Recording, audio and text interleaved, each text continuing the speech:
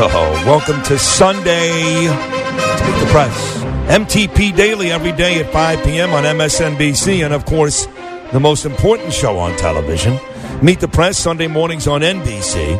Long-time friend of the Sid Rosenberg Show, now many years the Bernie and Sid Show. We love this spot, and so do you folks out there. It's been 3 weeks. Been a while. So it's nice to have our good buddy back. Good Friday morning. Chuck Todd, hello, how Chucky. are you, pal? Hey, good morning, boys. How's everything going? Not that bad. The Nats are not totally tanking. The Mets couldn't hit, so, it was nice to ruin your home opener. That's true. That's funny. You're right. Thank you. The last time we spoke about the Nationals fan base and Bryce Harper, who had a monster home run as a member of the Phillies. Yes? Don't you give the Nats fan base some credit? They actually acted like a fan base. Yes, they did. My son, his whole day was about, we got to get there in time to boo him. Yeah. We got to get there in time to boo him. Yeah. And luckily there was a delay. We had a small weather delay, and we got there just as the first pitch to Bryce. He's like, he didn't care if Hoskins hit a 3-run homer the next at bat. He just wanted that strikeout. It was really funny. It was cathartic. It was a fascinating mood in the stadium. The whole place, one strikeout meant more than not making the playoffs. No, I get it. And you're right. Yeah. They did ruin Noah Syndergaard in the Mets home opener yesterday. Shutting the Mets out. Strasburg was terrific. So, listen, they're going to be a good baseball team. The Nats, the Mets, the Phillies. Good division. Yeah, very good division. Yeah. So, will you discuss it all on Sunday?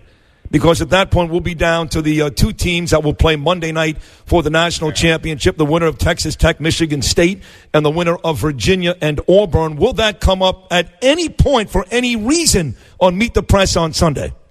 I'm curious if it's going to come up at any point for any reason on CBS or TBS. Does anybody want to watch this Final Four?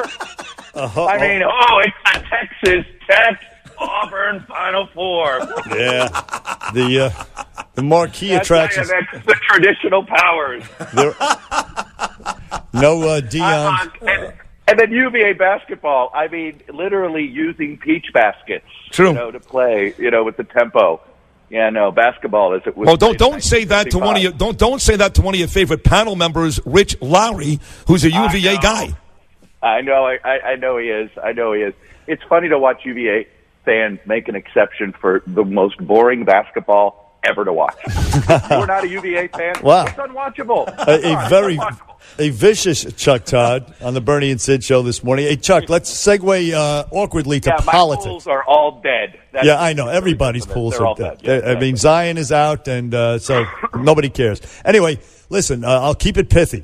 I'll ask you this question. The president's going to the border today. The simple question is, do you think that the congressional Democrats are for a secure border or not? And if yes, why don't they do something about it? I think they would tell you that they're for a secure border, and I think that they would tell you that the president's not being serious, and that's why they won't negotiate with him. But you bring up a point that I think the Democrats are going to be very careful of, and particularly the ones running for president, which is, look, even if you believe that it's the president's actions that have certainly that somehow have motivated the Central Americans to change the way they try to come into the country, we still have a problem at the border. We don't have the right resources to now handle this, right? We had a border patrol that could handle the individual person that came over that was trying to find work and then send money back or whatever that was. These family units, it's overriding the system. So I get that Democrats don't want to work with Trump, and they may not like his policies on immigration, but you've got to figure out this short-term problem here, because if you don't like kids getting mistreated, then you should also want to help to make sure kids don't get mistreated here. So I do think Democrats can't get caught looking like they're just trying to get a political win. That's a very fair answer. Chuck Todd with us here as he is each and every Friday. So, Chuck, we haven't talked in 3 weeks. The Mueller report came out, and the president has been vindicated. But there's a lot of folks, not you, but Rachel and others on your station, your network, there's a lot of folks who almost want an apology. And yet there still seems to be some, well, listen, he wasn't exactly exonerated. There is still going to be some stuff inside that report that's going to make the president look bad. It just seems like some of the media, already proven wrong, just won't let this thing go. What are your thoughts on that? Well, look, I will say this. I thought, and I've tried to be more cautious about this than I think some of my colleagues in the last 2 weeks, because we're basically have had an entire media cycle times 10 go back and forth, vindication, not vindication, all these things. And guess what? We still don't have a single complete sentence from the Mueller report. A single complete sentence. We went from pure exoneration to now pure cover-up. We still don't have a complete sentence. The stories yesterday in the Times and the Post weren't even first-hand blind quotes. They were people who talked to people who then talked to a reporter. So we don't know if Mueller is angry, if it's two lawyers that is misleading. We don't know that either. Look, Barr created, I blame the current media vacuum here on the Attorney General, because he did leave us in no man's land here with how he wrote his memo, how we didn't get to see it, not using a complete sentence and all of that from the report. So he did allow sort of, I think, ambiguity. I think the worst thing about the Mueller story is what? Ambiguity.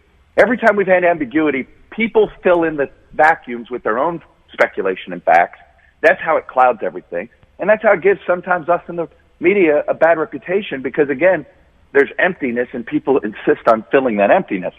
I wish we just simply waited for the goddamn report. Dude. Let's see the report. Now, listen. What's wrong with waiting for the report? Well, now, you're right about Let's that. see it. Let's see the report. Now, look, it took 2 years for this investigation to play out. I mean, what's 2 more weeks to wait to make sure he doesn't release any illegal information? Yes, exactly. Right. And Barr shouldn't have, in all honesty, Barr should have just said, Mueller didn't recommend any criminal prosecutions. I'll have more details in 2 weeks. But I'll tell you, there's no ambiguity. There is no ambiguity on collusion. On the obstruction thing, there is ambiguity. But right. The underlying crime, total and complete vindication on that. I think you would agree. We don't.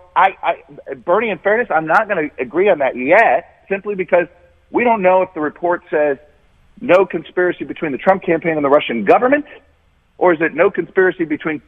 If that's what it is, but he can't come to a conclusion about people in and around Trump and people in and around the Russian government. All right. So, in fairness, I would just say we don't know what the definition of Russian government versus Russians are in Mueller's report. All right. So, look, we got the Final Four coming up, as we talked about tomorrow.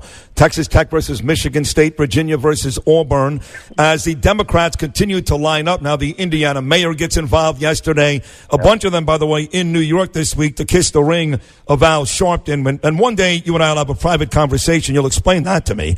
But on a serious note, who is Chuck Todd's right now? This will change, obviously, 100 times before November of 2020. But who's Chuck Todd's Final Four on the left to go up against Donald Trump? Well, the Final Four right now, and I look at it as who would be the four if the top four, if the music stopped right now. Right. And I'm assuming Biden is in. See, look. Well, hold on. You're assuming Biden is in. My man Bernie here is on record. Biden is in or not? Well, you tell me. All these things are coming out. Are you sure he's still going to run? That video told me he was going to run. Okay. I was having some second thoughts the way he did the video. I'm counting him in. So right now, Okay. I would say I would put Biden, Bernie, Kamala, and Buttigieg today. Buttigieg? I Yes. put Buttigieg over Beto. Really? Today. Yes. And here's why. Look at his, look, if we just look at this at money, he raised $7 million. He had never run a national campaign before. Beto had his whole Senate race. Kamala had the state of California, right? So when you look at the money she raised, he did it from scratch, is $7 million. It is all, there is not a single, so his is the most organic growth. So if you just look at it, if you were a venture capital investor, right, when you think about how those guys, and they look at what small business to invest in, the one that looks like it's got the most organic growth potential, right, if you just looked at him that way, it's Buttigieg, and it's not that close right now. Right, okay. So Chuck Todd. he has found a moment. Now, so did Herman Cain for 2 weeks in 2020, right? So we should all just sort of calm down about all of these. He's a sober candidate, though he was pandering to Sharpton yesterday, which is inexplicable. Anyway, Peggy Noonan has a column out. If Biden reads it, he may decide to drop out. The moment he reads it, Chuck Todd, Meet the Press Sunday. We thank you for appearing on Bernie and Sid on WABC. Appreciate it. Enjoy the Final Four. I'll try. All right, Chuck. Keep up the good work. Chuck Todd, every day, 5 p.m., MSNBC, MTP Daily. And as Bernie just said, Meet the Press on Sundays. We're coming right back.